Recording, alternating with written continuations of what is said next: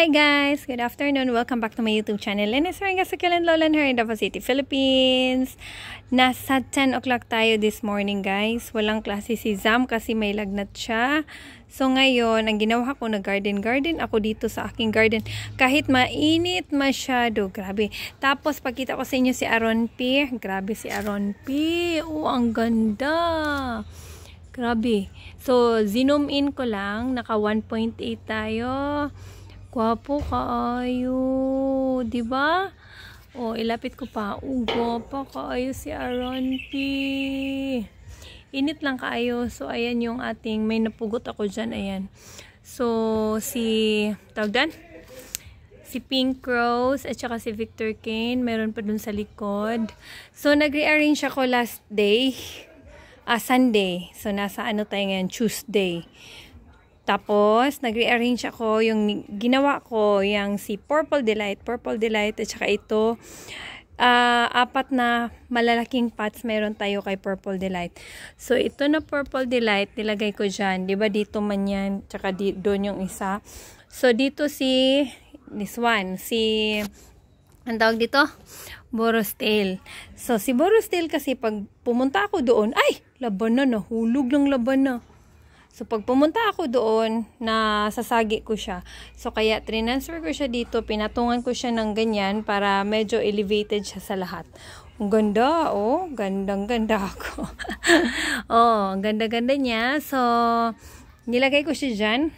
Diba? Sobrang ganda niya. Tapos, nasa gilid niya cheesecake. So, ito, medyo maluspad. Yung medyo, dilag pa siya, dalag. Pero alam nyo, tingnan nyo.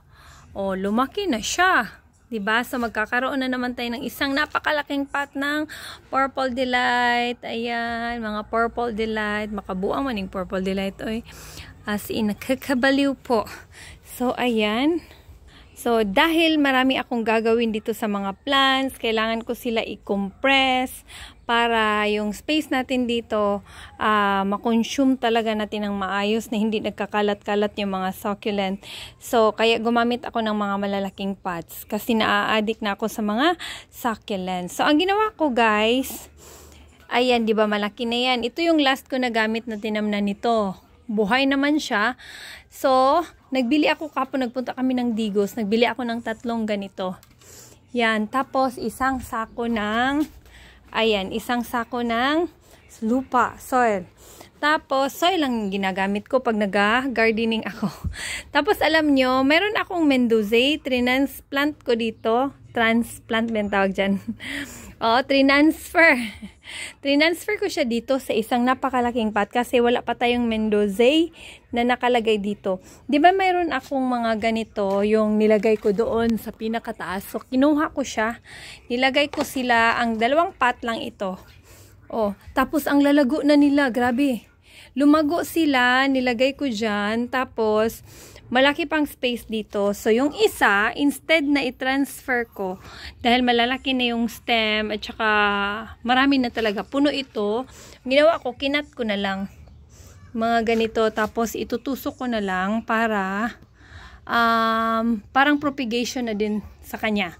Pag ito sana kunin ko, pero, ay, sayangan man ako, kasi may mga maliliit na babies na. So, ito na lang, kasi marami din sa ilalim, natabunan siya.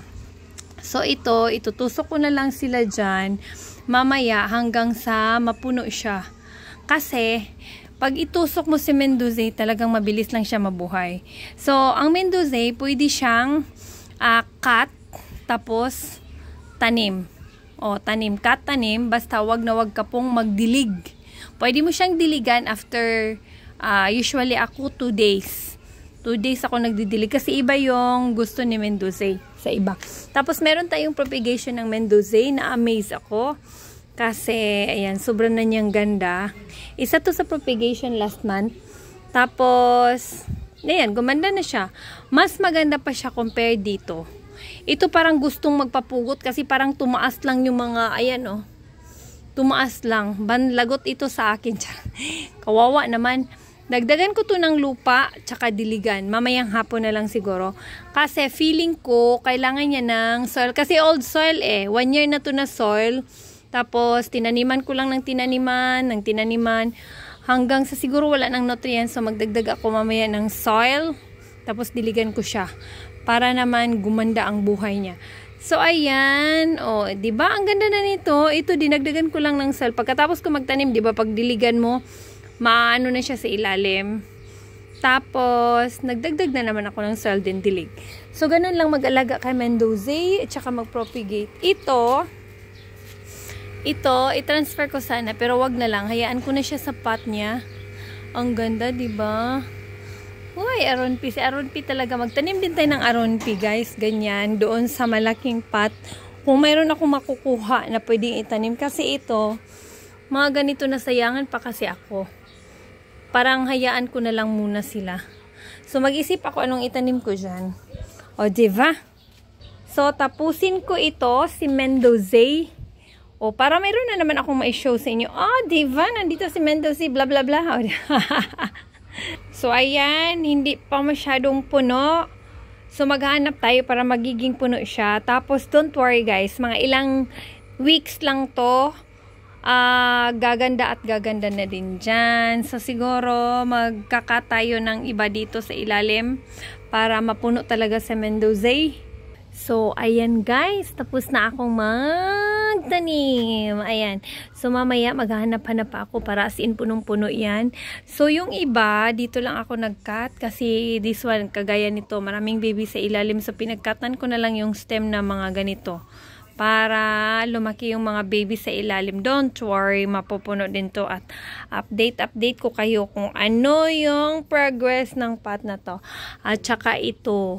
Oo. Diba sayang din kung transfer lang dito. Tsaka pwede namang paglagyan ng mga ganyan. Look at. O diba may mga space pa. Nakikita kayong mga brown dyan dahil soil yan. So hayaan lang natin. May magtatanong sa akin. May nagtanong sa akin pala. Once, ma'am, ano ba ang ginagawa mo pag yung nag-cut ako tapos galing sa area na mainit? Ilalagay ko ba isisilong ko ba or hahayaan ko dun sa area niya? Actually, guys, hinahayaan ko sila sa area. Kung galing sila sa mainit, dun ko din ilalagay kadalasan. Like ito, galing ito sa mainit na area. Ilalagay ko to dun. Katabi nitong cheesecake. Di ba si cheesecake, pag tanim, nilagay na natin dito. Mainit kaya dito. Tingnan nyo. Oh, mainit dyan. Kanina, sobrang init dito. So, hindi ba sila nasusunog? Well, ewan ko, hindi naman. Pero, pag napansin ko, pag galing ako nag-cut dito, tapos, mga 1 week, hindi ko na itanim. Tapos, itanim ko sila ulit. Kagaya this one. Ito, dugay ko, matagal ko itong hindi naitanim. Nung naitanim ko, may mga part ng dahon na nasunog. Meron pang naiwan. Pero parang isa na lang yan siya. Yan na lang siya. So, yung iba kinuha ko na. Pero, naka-recover naman. Kadalasan ganun ang nangyari. Kaya, pag nagpugot ako, like dito siya galing, hindi ko na po yan sinisilong.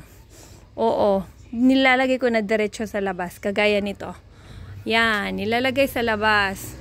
Ito din, nilalagay sa labas. So, labas sila agad. Wala na akong lagay-lagay dyan sa gilid. Ito, si Ellen kasi, nag-try ako 2 pot. So, ito yung nasa shaded, pero nauulanan po yan. Kasi nasalisiyan ng ulan kapag umulan. Pero, naaanuhan siya ng init kapag noon time at saka hanggang hapon. Tapos, ito talagang sagip niya lahat. Init, ulan, at saka init, ulan. Tapos, ang nangyayari sa kanya, parang dalhin ko parang pari-parihas lang naman. Pero, mas kumpaktong isa. Ayan. Diba? 2 Ellen sa magkaibang lugar. Ito nakasilong. Tapos, ito parang matigas yung mukha. Ito parang para maganda siya. Basta, maganda naman sila lahat. Basta, hinayaan mo lang. Ayaw kasi nila ng palagi mong tinitigan, hinahawakan. Hayaan mo lang. Para mas lalo silang gumanda. So, ayan guys. Update ko muna kayo sa naitanim ko. Yan, dinala ko na dito. Dito na yung bagong pwesto niya. Bagong pwesto mo na yan, Mendoza. Okay, dyan ka lang muna. Pero, depende pa yan. Kung hindi masyado mainit dito, kailangan ko maghanap ng area na mainit. Kagaya nung isa. Talagang, pinapahirapan. Hindi, yun ang gusto niya. Init ulan. Ilagay niyo ito sa loob, di ba? Papangit yan. O, ito nga, ito. Nasa ilalim siya ng, ito. Yan. Sa ilalim siya ng, tingnan niyo yung mukha, di ba? Pumapangit siya. So, kahit na ito si Aron P, kailangan ko siya ilabas. Kasi gumaganda at dumadami sila sa labas. So then, tagal na nito. So, ayan guys. So, ito lang update ko for today's video. So, thank you so much for watching. See you on my next vlog. Update ko lang kayo. Bye-bye.